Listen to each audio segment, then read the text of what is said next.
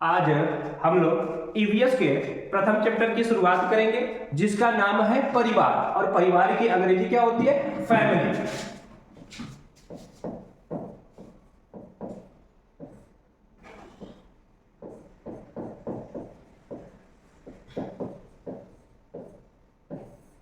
Family family एक ऐसा बिंदु होता है, ऐसा तथ्य होता है जिसके बारे में संपूर्ण जानकारी रखना हर एक व्यक्ति को रखना चाहिए, जानना चाहिए कि परिवार होता क्या है।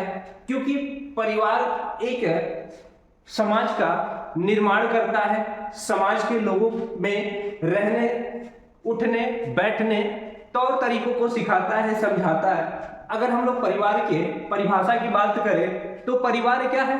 सामान्यतः परिवार क्या होता है? सामान्यतः परिवार विवाहित व्यक्तियों जैसे माता पिता एवं बच्चों का परंपरागत समूह होता है।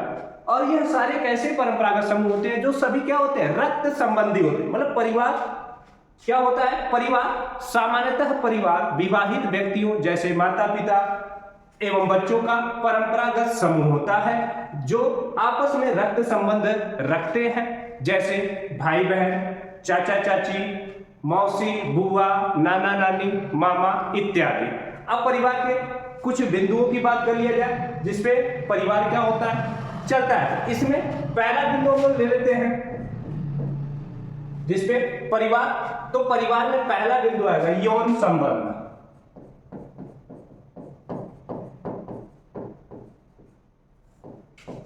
यौन संबंध।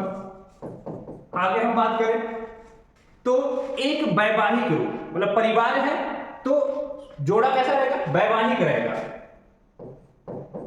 एक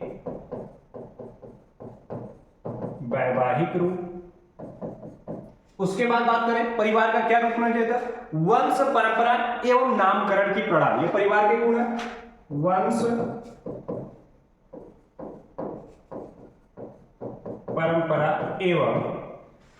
परंपरा एवं नामकरण की प्रणाली।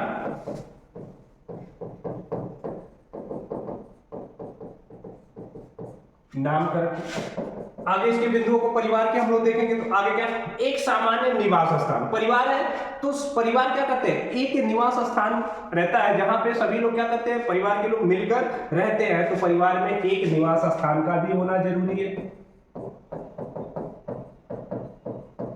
जहां सभी रक्त संबंध रखने वाले लोग वहां पे क्या कर सकते हैं? आसानी से रह सकते हैं। और उसके बाद परिवार में महत्वपूर्ण बिंदु आता है, वह है परिवार की आर्थिक स्थिति। मतलब एक ऐसी आर्थिक व्यवस्था हो जिसपे क्या हो? परिवार का पालन पोषण हो सके। एक ऐसी आर्थिक व्यवस्था हो जिससे परिवार के लोगों का पालन पोषण हो सके। यह सारे परिवार के बिंदु आ रहे हैं। परिवार क्या है? परिवार क्या है? परिवार अंग्रेजी के फैमिली शब्द से बना हुआ है। परिवार में परिभाषा बताई गया है। परिवार में कुछ बिंदु आ रहे हैं जिसपे परिवार क्या होता है? हमारा आधारित होता है, चलता है। जैसे यौन संबंध, एक वैवाहिक रूप होना चाहिए परिवार में, वंश परंपरा एवं नामकरण की प्रणाली को आगे बढ़ाना, एक निवास स्थान होना चाहिए, और एक ऐसी आर्थिक व्यवस्था हो जिससे परिवार के लोगों का पालन पोषण आसानी से किया जा सके, आसानी से हो। अब उसके बाद कहता है परिवार के बारे में, तो परिवार के प्रकार के बारे में हम लोग समझेंगे कि परिवार के प्रकार कैसे कैसे होते हैं।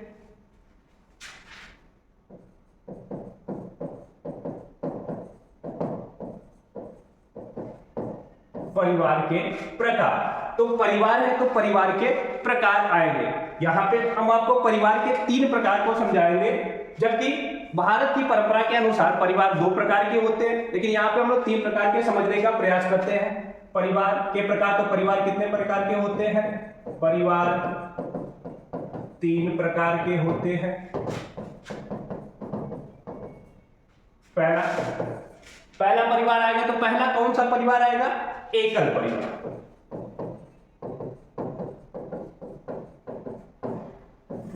अब एकल परिवार आया है तो पहले एकल परिवार को ही हम लोग समझ लेते हैं। एकल परिवार होता क्या, तो इसे प्राथमिक परिवार कहा जाता है। एकल परिवार कैसा परिवार, प्राथमिक परिवार।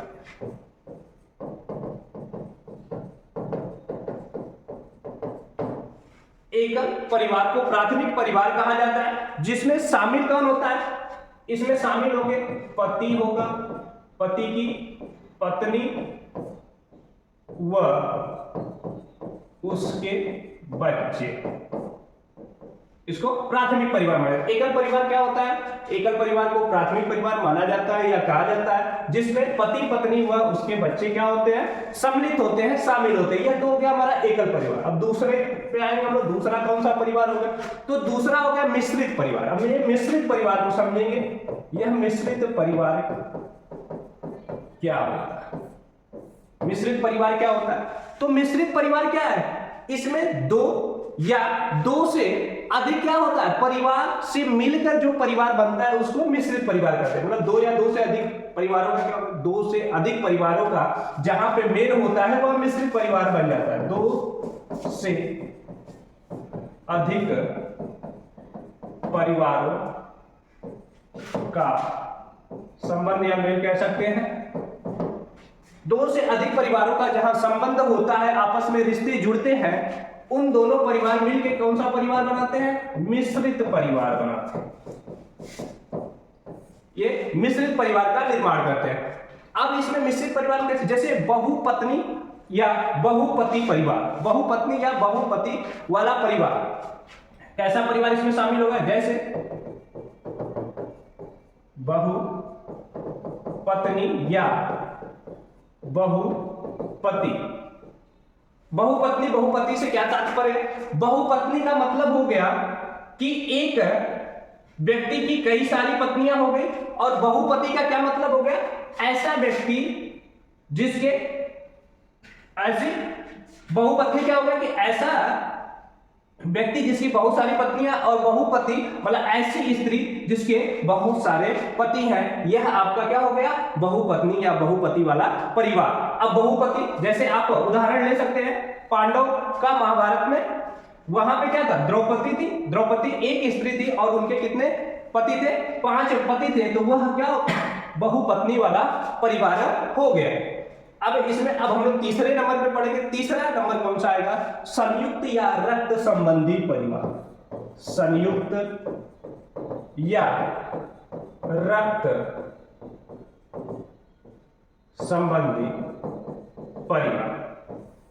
अब इसमें क्या सारी चीजें आ रही है, संयुक्त या रक्त संबंधी परिवार, तो इसमें इस प्रकार के परिवार में दो या दो से अधिक प्राथमिक परिवार क्या होते हैं, सम्मिलित होते हैं, मिलकर क्या करते हैं, नए परिवार को बनाते हैं, जो मातृवंशी या पितृवंशी हो सकते हैं। क्या हो सकते हैं, मातृवंशी हो सकते हैं या पितृवंशी हो सकते हैं। इसमें दो या दो से अधिक परिवार मिलेंगे,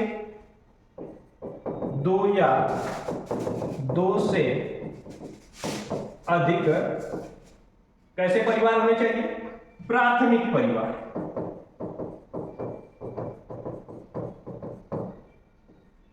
और यह कैसा होता है, या तो आपका मातृवंशी होगा या पितृवंशी होगा।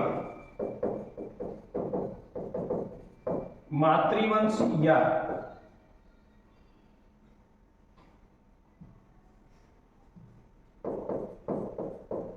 पितृवंशी, यह हो गया हम लोगों का प्रयोग। अब इसमें जैसे कौन कौन से आ जाएंगे, अब परिवार में ऐसे परिवार आएंगे जैसे माता पिता, उनके विवाहित अविवाहित बच्चे एवं उनके बच्चे भी शामिल हो जाते हैं, तो वह हमारा परिवार कौन सा परिवार हो जाता है, संयुक्त परिवार या रक्त संबंधी परिवार हो जाता है। तो यहाँ पे परिवार के 3 प्रकार को बताया गया। एकल परिवार मतलब वह प्राथमिक परिवार को हम लोग क्या बोलते हैं, एकल परिवार बोलते हैं, जिसमें पति पत्नी व उसके बच्चे शामिल होते हैं। मिश्रित परिवार 2 से अधिक परिवारों का संबंध होता है, ऐसे परिवार को मिश्रित परिवार कहा जाता है, जैसे बहुपत्नी या बहुपति वाला परिवार। और तीसरा है हम लोग का संयुक्त या रक्त संबंधी परिवार, 2 या 2 से अधिक प्राथमिक परिवार, मातृवंशी या पितृवंशी हो, जिसमें माता पिता, उनके अविवाहित या विवाहित बच्चे और उन बच्चों के बच्चे शामिल होते हैं। अब हम लोग आगे बढ़ेंगे परिवार में।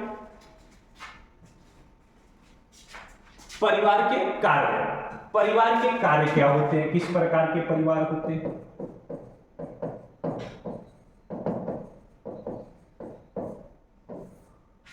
परिवार के कार्य। अब परिवार के क्या क्या कार्य आए, तो कुछ ऐसे कार्य होते हैं जिनकी पूर्ति कौन करता है, सिर्फ परिवार से ही हो सकती है। मतलब परिवार में कुछ ऐसे कार्य आपको बताए जाएंगे जिसकी पूर्ति आप देखेंगे तो सिर्फ परिवार से ही हो पाएगी। जैसे आपका आएगा यौन आवश्यकताओं की पूर्ति, यह आपका पूर्ति परिवार के द्वारा ही हो सकता है। संतान का जन्म एवं पालन पोषण, जो परिवार की साझी जिम्मेदारी होती है। कोई भी संतान होता है तो उसमें यह परिवार की साझी जिम्मेदारी होती है, परिवार का जन्म लेना और उसका पालन पोषण करना। आगे कह रहा है स्नेह और प्यार, जो परिवार के सदस्य एक दूसरे से करते हैं। परिवार में सबसे बड़ी चीज रहती है एक दूसरे से स्नेह करना।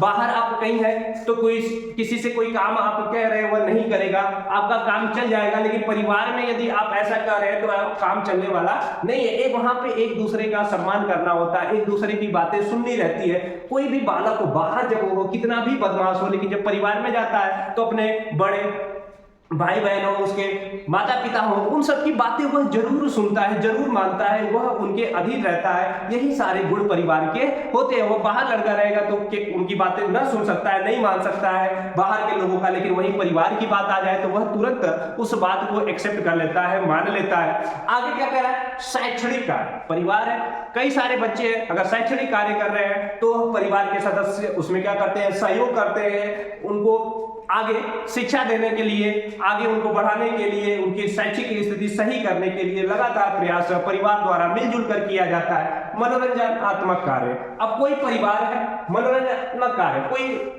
टीवी लग गई हो या कुछ भी लग गया हो, अगर वहां पे है तो सारे परिवार मिलकर एक दूसरे के साथ जब देखते हैं तो उस जो दृश्य का आनंद रहता है वह कहीं और नहीं मिलने वाला, वह केवल परिवार के सदस्यों के बीच ही बैठ के मिलता है। और वह एक कह सकते हैं कि एक ऐसा सुख होता है और शांति और सुकून होता है जो कहीं दुनिया बाहर आप खोज के आइए आपको बाहर मिलने वाला नहीं है। जो आपको शांति परिवार में मिल सकती है, जो सुख आपको परिवार में मिल सकता है, वह कितना भी बाहर आप तलाशने का प्रयास करें मिल नहीं सकता।